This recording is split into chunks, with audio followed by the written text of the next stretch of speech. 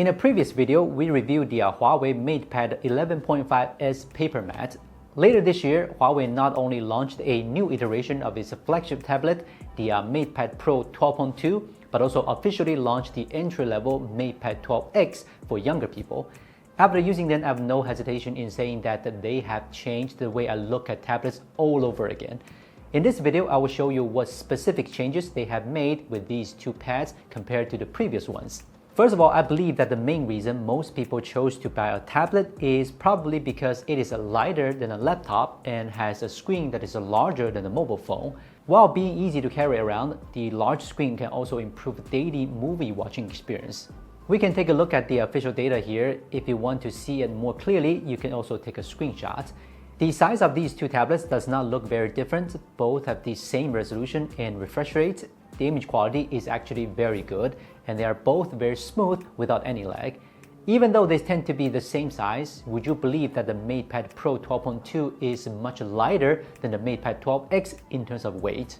I would say that the MatePad Pro 12.2 is definitely the lightest tablet available in this size. However, by this point, perhaps you will be like me, thinking that these probably haven't changed too much compared to the previous versions.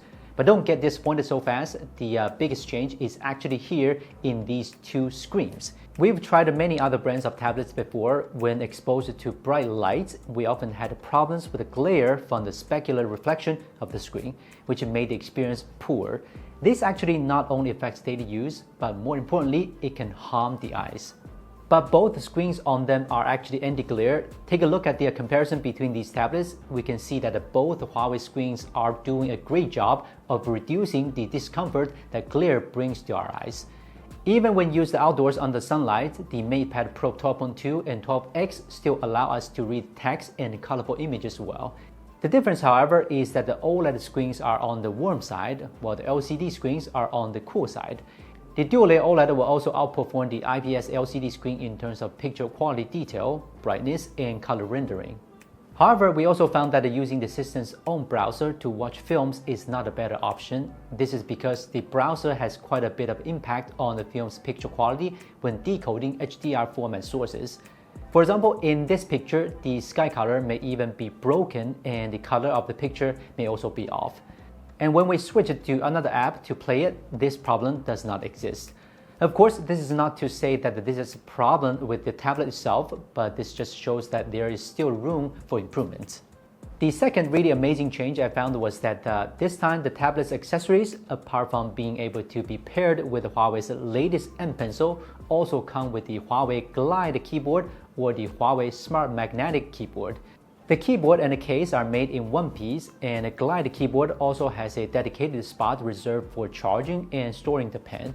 And both keyboards are paired with the same Neuralink technology as the pen.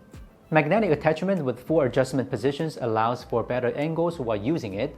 In particular, the Huawei Glide keyboard also comes with a larger touchpad. If you pair it with a mouse, you will instantly feel like you're having a PC experience. The Smart Magnetic keyboard doesn't have a touchpad, but it also reduces the weight of the keyboard when you carry it on the go, making it relatively lighter overall. If I have to choose between the two, I would still prefer to have the one with the touchpad because it's easier for me to work on the go. So which one would you prefer? Gold Paint is still the same as before, but if we look carefully, we can see that the Gold Paint's canvas and layers have been upgraded. There are more canvas sizes such as 8K, A2, A3, etc. And for 1080p canvas, you can add up to 655 layers. We didn't check if they can really add to that number though, because it is a lot. In real-time use, we don't need to use so many layers unless you want to create frame-by-frame animations or do other design work. With Huawei's M Pencil, it gives us more room for creativity. Also, there are up to 150 new brush presets and 80 new brushes. What makes it even more special for me is that I can also choose some specific paper patterns according to my needs. You can also turn on the painting assist while painting, so even a beginner in painting can draw easily. I was surprised because all these are free, no need to pay for the software or pay for a membership. There's no delay in the pen, and the overall feel of the pen and pressure sensitivity are all very good. I found that the rustling sound created by the friction of the pen tip while writing or drawing to be very realistic and satisfying. These experiences are very important and indispensable for drawing and writing, and Huawei really pleased me in this part. If there's one thing that needs to be improved, it's probably that I wish the pen's nib could be a bit softer. I'm also worried about the scratching the screen in order to draw pressure-heavy parts. Also, the Note app is very good, allowing you to record text and pictures while also turning on audio recording. I often use it to record every work meeting and even make interesting picture collages like this. With the one-touch split screen function, you can record your life and work faster and more efficiently, as well as keeping notes while reading. In terms of the cameras, both tablets are equipped with the good cameras to meet your needs for video calls and daily shooting. Next is the two tablets' daily shooting and video conferencing screen comparison. One more thing, the pad supports wireless screencasting on computer monitor or TV. It will be a nice feature in office or presentations. In terms of battery life, they also come with the 10,100 mAh batteries, with the 12X supporting 66-watt charging and Pro 100-watt charging. Both tablets charge much faster than ever before. In practice, the Pro went from 30% to full in just under half an hour, while the 12X took around 40 minutes. In conclusion, both pads are not too far apart in terms of functionality. The difference is the extra features that come with them. For example, the Pro can support the fingerprint unlocking, but the 12X can't. Of course, the 12X will be better priced than the Pro. If I were to compare them to many of the previous versions, I'd say both pads are much better in terms of actual experience, so you can't go wrong on any of them.